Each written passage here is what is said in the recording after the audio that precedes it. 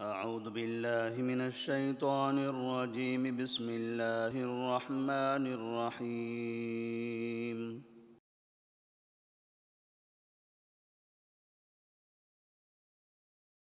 وَإِن كُنتُمْ عَلَى سَفَرٍ وَلَمْ تَجِدُوا كَاتِبًا فَرِهَانٌ مَّقْبُوضَةٌ فَإِنْ أَمِنَ بَعْضُكُمْ بَعْضًا فَلْيُؤَدِّ الَّذِي اؤْتُمِنَ أَمَانَتَهُ وَلْيَتَّقِ اللَّهَ رَبَّهُ وَلَا تَكْتُمُوا الشَّهَادَةَ وَمَن يَكْتُمْهَا فَإِنَّهُ آثِمٌ قَلْبُهُ واللہ بما تعملون علیم۔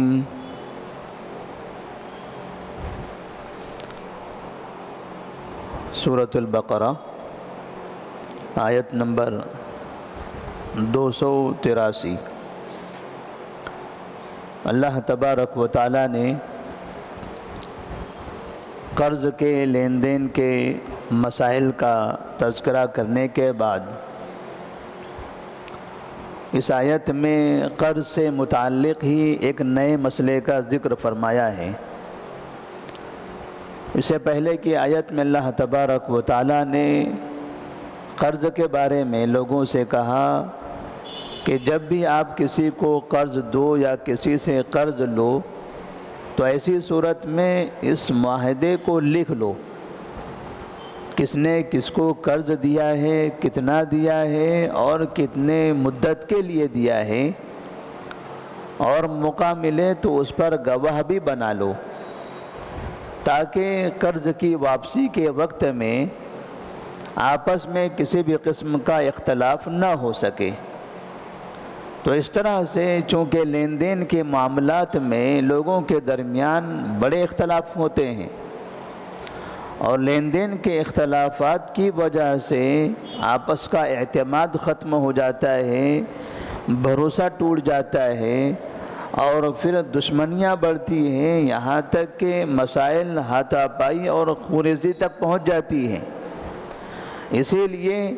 اسلام نے لین دین کے معاملے کو انتہائی محفوظ بنانے کے لیے، معتمد بنانے کے لیے یہ احکامات صادر فرمائے ہیں۔ اس آیت میں اللہ تبارک و تعالیٰ فرماتے ہیں وَإِن كُنتُمْ عَلَى سَفَرٍ وَلَمْ تَجِدُوا كَاتِبًا فَرِهَانٌ مَّقْبُوضَةٌ،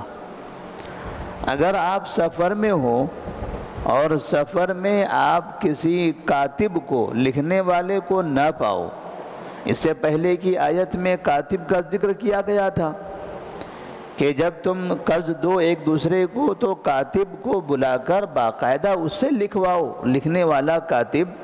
اس سے معاہدے کو لکھوا لو۔ لیکن یہاں کہا جا رہا ہے کہ اگر تم سفر میں ہو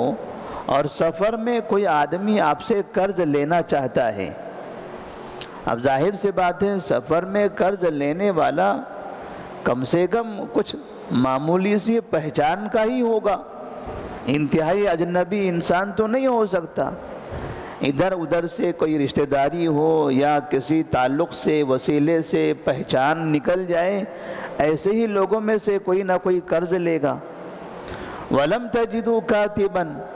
لیکن وہاں سفر میں تمہارے پاس کوئی کاتب نہیں ہے، لکھنے والا نہیں ہے آپس میں معاہدے کو تاکہ لکھ سکے، فَرِهَانٌ مَّقْبُوضَةٌ، تب وہاں قبضے میں دی ہوئی رہن ہونا چاہیے۔ جب کاتب نہ ہو لکھنے والا تو ایسی صورت میں کوئی ایسی رہن کی چیز انہیں دے دیں جو اس کے قبضے میں چلی جائے، قرض دینے والے کے قبضے میں۔ تو اللہ تبارک و تعالیٰ نے یہاں پر قرض کے معاملے میں رہن کا ذکر فرمایا ہے کہ اگر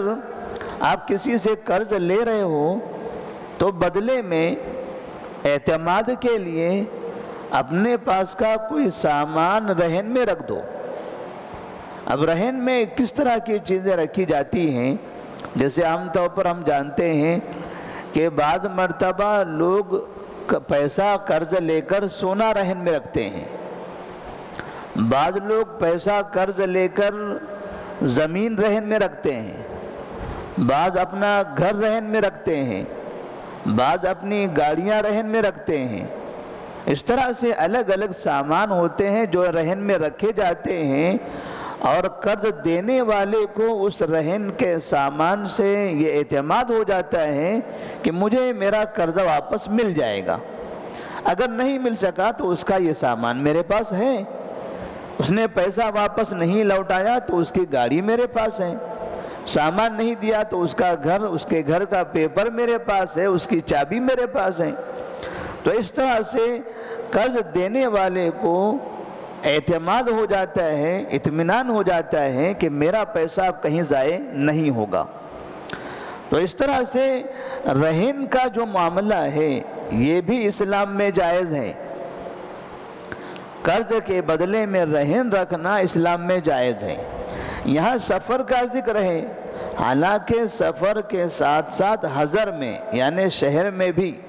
آپ چاہے سفر میں ہو یا اپنے گھر پر ہو، رہن کسی بھی جگہ پر جائز ہے۔ آپ اپنے علاقے میں، اپنے محلے میں کسی سے قرض لینا چاہتے ہیں، اب قرض دینے والا کہے کہ مجھے آپ پر بھروسہ نہیں ہے، آپ کب واپس کرو گے، ایک کام کیجئے آپ کے گھر کا پیپر مجھے دے دیجئے، میں آپ کو قرض دے دیتا ہوں، یا آپ کی گاڑی مجھے دے دیجئے، میں آپ کو قرض دیتا ہوں، یا آپ کا سونا مجھے دیجئے، میں آپ کو قرض دیتا ہوں۔ تو ایسی صورت میں اس شخص کو مانگنے کا اختیار ہے، اور آپ اسے دے دینا چاہیں رہن میں وہ سامان تو دے سکتے ہیں۔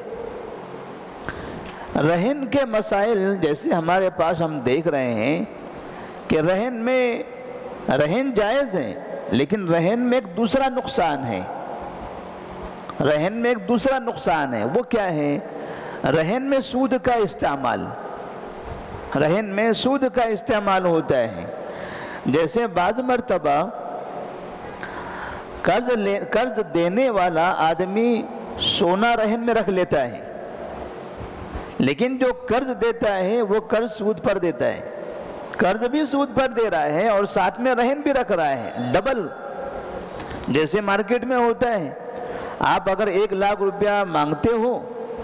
تو وہ 2%، 3%، 5%، 10% سے 1 لاکھ روپیہ قرض دے دیتے ہیں۔ اس کا مطلب یہ جو قرض ہوا یہ سود پر ہو گیا، اور ساتھ میں وہ دینے والا آدمی یہ بھی کہتا ہے کہ جب تک میرے پاس اب سونا بھی رہن میں رکھ لو۔ تو سونا رہن میں رکھتا ہے اور سود کے ساتھ باقاعدہ قرض دیتا ہے۔ رہن میں سامان رکھنا تو جائز ہوا، لیکن سود پر قرضہ دینا یہ ناجائز ہو گیا۔ اور اگر کوئی آدمی سود پر قرضہ نہیں دیتا ہے، ایسے ہی دے دیتا ہے بغیر سود کے، لیکن اس میں یہ نقصان ہو رہا ہے عام طور پر کہ رہن میں لینے والا شخص وہ رہن کے سامان کا استعمال کرتا ہے۔ جیسے مثال کے طور پر میں نے کسی کے پاس سے 1 لاکھ روپیہ قرض لیا اور اسے میں نے اپنی گاڑی رہن میں دے دی۔ 1 لاکھ روپے کی مدت رکھی گئی 2 مہینے، کہ 2 مہینے میں ہم 1 لاکھ روپیہ اس کو واپس کر دیں گے۔ 2 مہینے تک کہ ہماری گاڑی اس کے پاس چلے گئی۔ اب 2 مہینے تک وہ گاڑی کا استعمال کر رہا ہے، وہ خود چلاتا ہے، وہ کہیں کرائے پر بھی بھاڑے مارتا ہے، کچھ بھی کرتا ہے، یا کسی دوسرے کو چلانے کے لیے دیتا ہے۔ جب تک کہ میری گاڑی اس کے پاس موجود ہے وہ اس گاڑی کا استعمال کر رہا ہے، یہ حرام ہے، یہ جائز نہیں ہے۔ میری گاڑی اس کے پاس رہے گی، ایک جگہ رہے گی، وہ اسے خود چلا نہیں سکتا، اور نہ وہ کرائے پر دے سکتا ہے، نہ وہ کسی دوست کو بھاڑے پر دے سکتا ہے، نہ گھومنے پھرنے کے لیے دے سکتا ہے۔ اگر اس نے میری گاڑی کا استعمال کیا تو یہ جو استعمال ہے یہ سود ہے، یہ استعمال سود ہو جائے گا۔ اسی طرح سے اگر میں نے کسی کے پاس سے 5 لاکھ روپیہ قرض لیا، بدلے میں نے اپنا گھر رہن میں رکھ دیا کہ میرا یہ گھر ہے، اس کی یہ چابی ہے، یہ آپ رکھ لیجئے، 5 لاکھ روپیہ مجھے 5 مہینے کے لیے دے دیجئے۔ وہ آدمی میرا گھر لیتا ہے، چابی لے لیتا ہے، اور باقاعدہ وہ خود اس میں گھر میں آ کر رہنے لگتا ہے کہ جب تک کہ آپ میرا 5 لاکھ روپیہ ادا نہیں کرو گے آپ کے گھر میں میں رہوں گا۔ اگر وہ آدمی میرے گھر میں رہتا ہے تو مثال کے طور پر سمجھیے کہ اس گھر کا عام طور پر مارکیٹ میں کرایہ 10,000 روپیہ ہے اور 5 مہینے تک وہ آدمی میرے گھر میں رہا، اس کا مطلب یہ ہوا کہ 5 لاکھ روپے پر اس نے 5 مہینے میں 50,000 روپیہ سود لے لیا۔ یہ سود ہو گیا مکمل، وہ میرے گھر کا استعمال کر رہا ہے۔ اگر میں اس کی جگہ کسی دوسرے کو دیتا تو ماہانہ 10,000 روپے کرایہ آتا، وہ فری میں استعمال کر رہا ہے رہن کی وجہ سے۔ تو مطلب یہ ہوا کہ ماہانہ 10,000 روپیہ وہ مجھ سے سود لے رہا ہے۔ اگر وہ خود نہیں رہتا ہے تو کبھی کبھار یہ ہوتا ہے کہ دوسروں کو رکھ دیتے ہیں، ان کا اپنا گھر ہوتا ہے، 5 مہینے کے لیے کسی کرایہ دار کو وہاں رکھا دیتے ہیں، تو وہ کرایہ دار کا وہاں رہنا اور پھر اس کے بدلے میں وہ رہن رکھنے والا آدمی اس سے کرایہ لینا، یہ پورا کا پورا سود ہے۔ گھر اگر رہن میں رکھا گیا ہے تو گھر کی چابی اس کے پاس ہوگی، پیپر اگر رکھا گیا ہے تو پیپر اس کے پاس ہوگا، لیکن گھر میں جانا، گھر کے اندر رہنا، گھر میں کسی اور کو رکھنا، گھر کے سامان کا استعمال کرنا، یہ سب اس کے لیے سود ہوگا، یہ حرام ہوگا۔ رہن میں رکھی ہوئی چیز کا استعمال کرنا یہ جائز نہیں ہے۔ البتہ ایسی چیز ہے جیسے مثال کے طور پر کسی نے جانور رہن میں دے دیا، جیسے اونٹ ہے کسی کے پاس، اونٹ رہن میں دے دیا، بکریاں رہن میں دے دی، بیل اور بھینس رہن میں دے دیے، تو اس کو لے جا کر کہیں بند کمرے میں باندھ کر تو نہیں رکھ سکتا ہے کہ تالا مار کے چھوڑ دو اس میں 5 مہینے کے لیے۔ ظاہر سی بات ہے اس کے پاس رہن میں ہے تو اس کو باندھنا پڑے گا، اسے پانی پلانا پڑے گا، کھانا کھلانا پڑے گا، چارہ دینا پڑے گا، یہ محنت کرنی پڑے گی اس کو۔ تو وہ رہن میں لینے والا آدمی اپنے محنت کے مقابلے میں بکری ہے، بھینس ہے، تو اس کا دودھ وغیرہ استعمال کر سکتا ہے،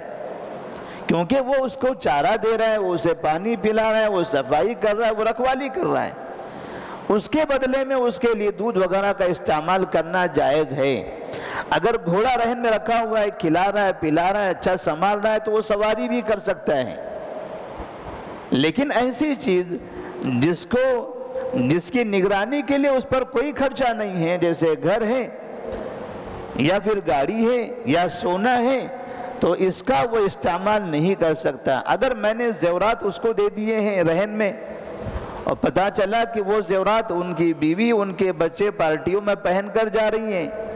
یہ حرام ہے ان کے لیے۔ تو رہن میں رکھی ہوئی چیزیں قرض کے بدلے میں استعمال کرنا یہ سود ہے، اس کا استعمال کرنا حرام ہے۔ تو اللہ تبارک و تعالیٰ فرماتے ہیں وَإِن كُنْتُمْ عَلَىٰ سَفَرٍ وَلَمْ تَجِدُوا كَاتِبًا فَرِهَانٌ مَقْبُوضَةٌ، اگر تم سفر میں ہو وہاں کوئی کاتب نہ پاؤ، لکھنے والا، تو پھر سامنے والے کو اعتماد کیسے ہوگا؟ کیونکہ سفر میں آدمی زیادہ بھروسہ نہیں کر سکتا ہے کسی پر۔ میں آپ سے قرضہ مانگ رہا ہوں، آپ کہاں کے ہیں، ایک مرتبہ دیکھا ہے میں نے، بس زیادہ تعلقات تو نہیں ہیں ہمارے، تو اعتماد پیدا کرنے کے لیے چلیے ہم آپ کو قرضہ دیتے ہیں، آپ مجھے سونا رہن میں دے دیجئے، تو یہاں پر اعتماد باقی رہ جائے گا، آدمی کو اپنے مال کے ضائع ہونے کا ڈر نہیں ہوگا۔ فَإِنْ أَمِنَ بَعْضُكُمْ بَعْضًا، اور اگر تم میں سے تم آپس میں ایک دوسرے پر اعتماد کر لو، فَلْيُؤَدِّ الَّذِي اؤْتُمِنَ أَمَانَتَهُ، تو جس کو امانت ادا کی گئی ہے، جسے امانت دی گئی ہے، اسے چاہیے کہ وہ امانت کو ادا کر دے، واپس کر دے۔ یعنی میں نے قرض دیتے ہوئے آپ سے رہن میں کوئی سامان بھی نہیں مانگا، قرض میں نے دیا، کسی کاتب سے لکھوایا بھی نہیں، قرض دیا، کسی کو گواہ بھی نہیں بنایا، بس بھروسہ کیا، میں نے آپ کو دے دیا۔ جائز ہے دینا ایسے بھی، بغیر لکھے، بغیر گواہ کے، بغیر رہن کے، ایسے بھی قرض دینا جائز ہے، لیکن اب سامنے والے کی ذمہ داری بنتی ہے،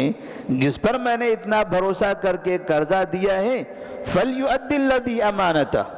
فَلْيُؤَدِّ الَّذِي اؤْتُمِنَ أَمَانَتَهُ،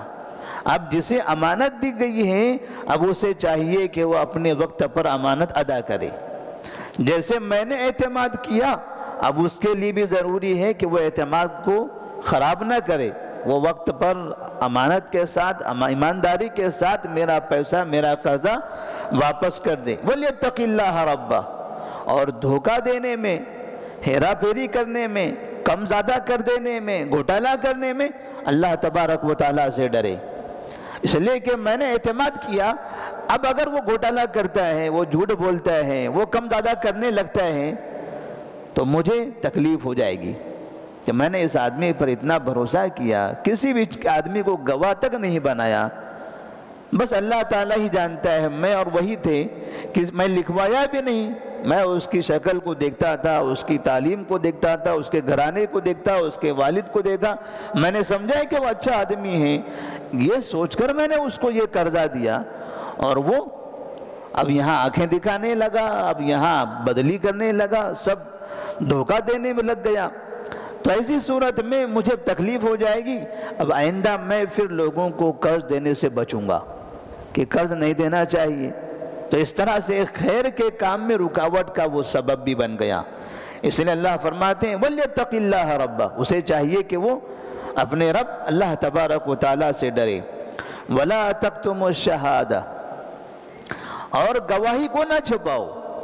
وَمَنْ يَكْتُمْهَا فَإِنَّهُ آثِمٌ قَلْبُهُ، جو گواہی کو چھپائے گا تو اس کا دل گنہگار ہے، یعنی اگر گواہ بنا دیا گیا ہے،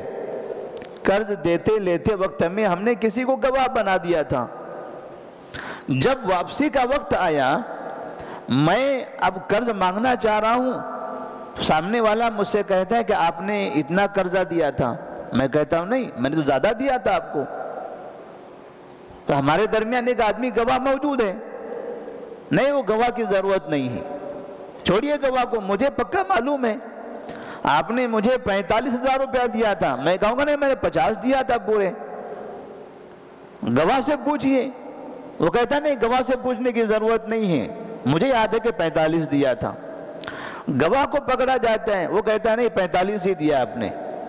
یا وہ کہتے نہیں مجھے بھی نہیں پتا ہے، نہیں معلوم کتنا دیا تھا، آپ دونوں کو پتا ہے، آپ دونوں ہی دیکھ لو، میں پیچھے ہٹ جا رہا ہوں۔ تو گواہی دینے والا بھی آدمی کبھی ایسا کرتا ہے، عام طور پر ہمارے معاملات میں یہ بہت ہوتا ہے، جن کو ہم بیچ میں رکھتے ہیں وہ آدمی بہت زیادہ بے ایمان نکل جاتا ہے، حالات دیکھتا ہے کدھر پلڑا بھاری ہے، کہاں سے مجھے کچھ فائدہ مل سکتا ہے، وہ ادھر سٹکنے لگتا ہے، اس کی تائید میں آ جاتا ہے اور حق کو چھپا لیتا ہے، جو حق اسے معلوم ہے کہ حقیقت کیا ہے اس میں، اب وہ اس کو ظاہر نہیں کرتا۔ تو اللہ فرماتے ہیں وَمَنْ يَكْتُمْهَا فَإِنَّهُ آثِمٌ قَلْبُهُ، جو گواہی کو چھپاتا ہے اس کا حقیقت میں دل گنہگار ہے، یعنی وہ دل کا ناپاک انسان ہے، گندا انسان ہے، وہ اس کے دل کے اندر بیماری ہے، وہ اس کی زبان جانتی ہے کیا بولنا چاہیے، لیکن دل سے اس نے ارادہ کر لیا ہے کہ میں جھوٹ بولوں گا، تو حقیقت میں وہ دل سے ہی برائی کا ارادہ کر رہا ہے۔ وَاللَّهُ بِمَا تَعْمَلُونَ عَلِيمٌ، اور آخر میں اللہ تبارک و تعالیٰ فرماتے ہیں جو بھی کاروبار آپ کر رہے ہو، جو بھی لین دین کر رہے ہو، آپ ایک دوسرے کو دھوکہ دے سکتے ہو، ایک دوسرے کو جھوٹ بول سکتے ہو،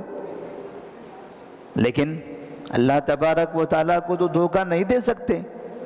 کس نے کیا کہا تھا، کیا وعدہ کیا تھا، کیا گواہی میں لکھا گیا تھا، کیا باتیں ہوئی تھی، کتنا دیا گیا تھا، کب دیا گیا تھا، ہو سکتا ہے تم آپس میں ایک دوسرے کو چھپا لو، ایک دوسرے کو بیوقوف بنا دو۔ واللہ بما تعملون علیم، لیکن اللہ تبارک و تعالیٰ سے کوئی چیز چھپنے والی نہیں ہے، جو بھی کام تم کر رہے ہو، جو بھی لین دین کر رہے ہو، اللہ تبارک و تعالیٰ ان ساری چیزوں کو جاننے والا ہے۔ اللہ جاننے والا ہے، آیت کے آخر میں یہ بتایا گیا، یہ ثابت کرنے کے لیے، اس بات کی تنبیہ کرنے کے لیے کہ آپ اللہ کے عذاب سے، اللہ کی پکڑ سے نہیں بچ سکتے۔ آپ سامنے والے کے پکڑ سے بچ گئے، آدمی جس نے قرضہ دیا تھا اس کی پکڑ سے آپ بچ گئے، لیکن اللہ تبارک و تعالیٰ کی پکڑ سے نہیں بچ سکتے، کیونکہ اللہ تبارک و تعالیٰ آپ کے معاملے کو جانتا ہے۔ تو اللہ تبارک و تعالیٰ سے دعا ہے کہ اللہ تبارک و تعالیٰ ہم تمام کو لین دین کے معاملات میں، قرض کے معاملات میں آپس میں اعتماد کو باقی رکھتے ہوئے انتہائی امانت داری کے ساتھ سودا کرنے کی توفیق عطا فرمائے، ہر طرح کے دھوکے سے ہم سب کی حفاظت فرمائے۔ السلام علیکم ورحمۃ اللہ وبرکاتہ۔